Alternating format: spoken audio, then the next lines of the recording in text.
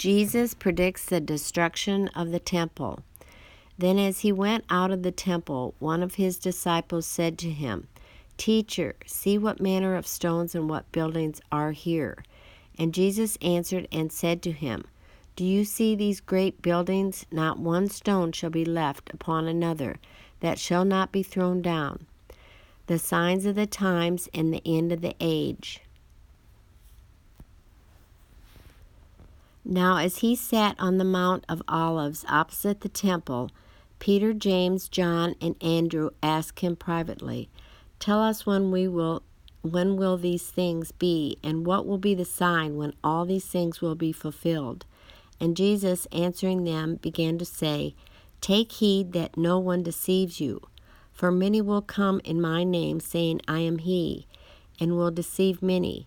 But when you hear of wars and rumors of wars, do not be troubled. For such things must happen, but the end is not yet. For nation will rise against nation, and kingdom against kingdom. And there will be earthquakes in various places, and there will be famines and troubles. These are the beginning of sorrows. But watch out for yourselves, for they will deliver you up to councils, and you will be beaten in the synagogues. You will be brought before rulers and kings for my sake, for a testimony to them. And the gospel must first be preached to all nations. But when they arrest you and deliver you up, do not worry beforehand or premeditate what you will speak, but whatever is given you in that hour, speak that. For it is not you who speak, but the Holy Spirit. Now brother will betray brother to death, and a father his child, and children will rise up against parents, and cause them to be put to death. And you will be hated by all for my name's sake. But he who endures to the end shall be saved." The Great Tribulation. So when you see the abomination of desolation spoken of by Daniel the prophet, standing where it ought not, let the reader understand. Then let those who are in Judea flee to the mountains.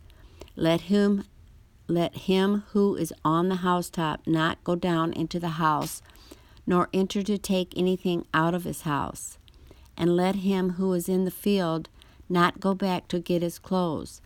But woe to those who are pregnant and to those who are nursing babies in those days. And pray that your flight may not be in winter. For in those days there will be tribulation, such as has not been seen since the beginning of creation, which God created until this time, nor ever shall be.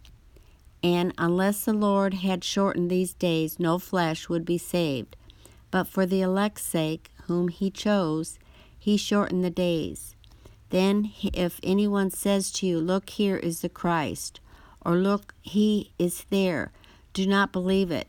For false Christs and false prophets will rise and show signs and wonders to deceive, if possible, even the elect.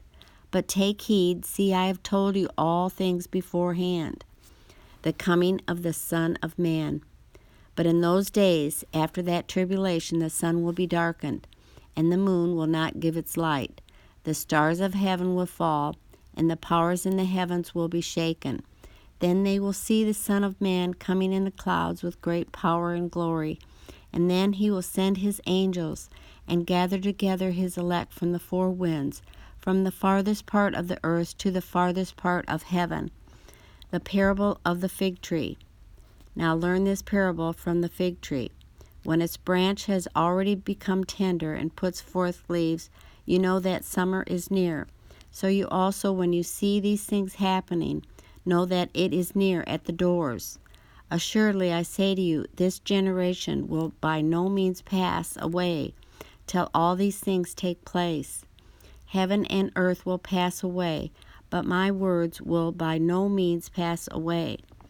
No one knows the day or hour.